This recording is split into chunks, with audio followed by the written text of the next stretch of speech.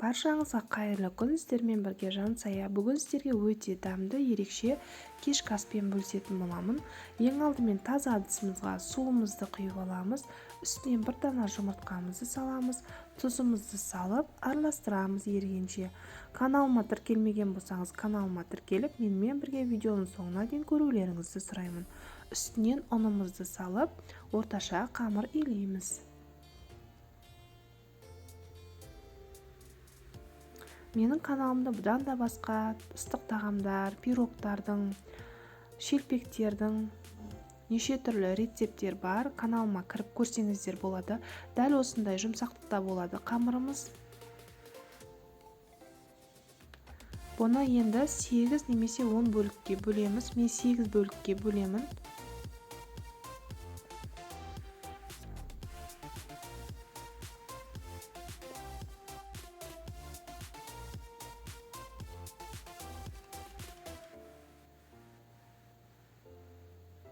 Барлығын домалақтап, зуалылап қоямыз.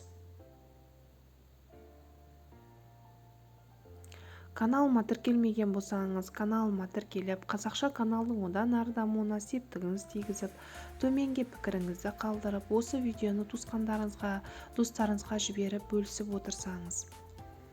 Барлық қамырымызды осылай домалақтап қоямыз, жайғанға ыңғайлы болу үшін. Ортасына салатын салмасын дайындаймыз. Етімізді дәл осылай ұсақтап турап алдым. Майдалап турадым. Картошкамызды, пиязымызды дәл осылай майдалап турадым. Қызыл тәтті бұрышы, үстіне дәміне қарай қара бұрыш, тұз, кішкене ғана укроп септім. Жақсылап араластырып, тұзы сіңгенше қойып қоямыз.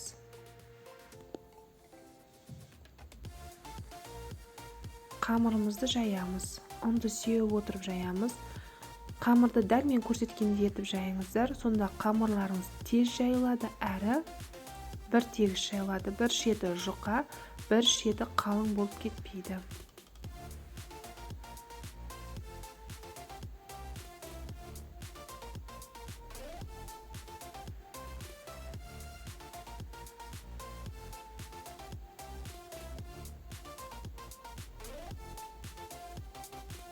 Жұқа қамыр жаямыз, яғни жұқа етіп жаямыз қамырымызды.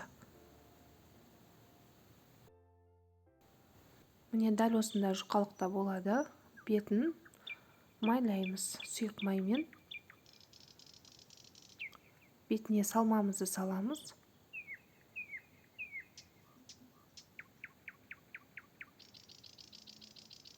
Каналыма тіркелмеген болсаңыз, каналыма тіркеліп, қазақша каналдың одан ары дамуына септігіңіз тигізіп, төменге пікіріңізді қалдырып, видеоның соңына дейін көрулеріңізді сұраймын. Сонымен қатар осы видеоны туысқандарыңызға, достарыңызға жіберіп бөлісіп отырсаңыз.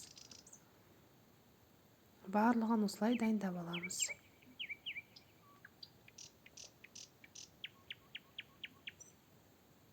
Екінші қамырымызды дәл солай жайып алдық.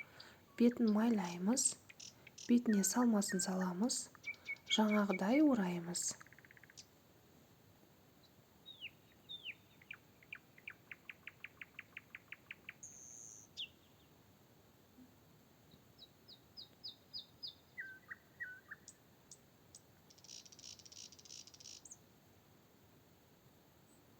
Міне. Енді мантаваркамызды майлаймыз. Дайындаған қамырымызды қойып шығамыз.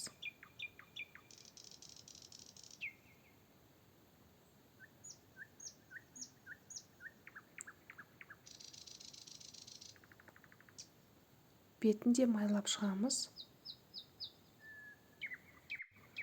Суымызды отқа қойып, қайнаған соң 40-45 минутта пісіріп аламыз. Енді подливын дайындаймыз. Сұйық майымызды құйып, қызған соң үстінен пиязымызды салып, кішкене араластырып қуырып аламыз. Оның үстінен қызыл тәтті бұрышымызды, қызанағымызды салып, араластырып, 1-2 қуырамыз. Оның үстінен дәміне қарай тұзды, қара бұрышты және кішкене ғана укроп септім. Жақсылап араластырамыз. Отымызды өшіреміз. Кішкене ғана су құйып жіберсеңіздер болады. 30 граммдай. Тамағымыз пісті біздің. Яғни бұны шағын ханым десеңіздер де болады.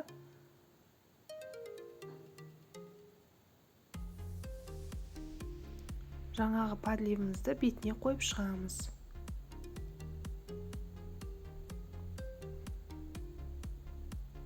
Қонақтар келсе дәл осы тамақты істеп берсеңіздер, әрі ерекше, әрі әдемі, әрі дәмді.